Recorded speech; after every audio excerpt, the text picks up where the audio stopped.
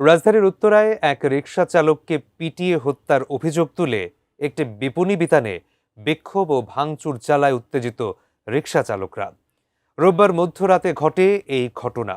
সে সময় গুজবে কান দিয়ে সড়ক অবরোধ করে তারা হট্টগোল শুরু করলে পরিস্থিতি নিয়ন্ত্রণের চেষ্টা চালায় পুলিশ, কিন্তু দফায় দফায় পুলিশের সঙ্গে তাদের সংঘর্ষ বাধে। এতে আহত হন বেশ কয়েকজন। এ ঘটনায় এবার ফেঁসে যাচ্ছেন 700 জন। এর মধ্যে 12 জনকে গ্রেপ্তারও করা হয়েছে। আরো বিস্তারিত জানাচ্ছেন এই রাজ।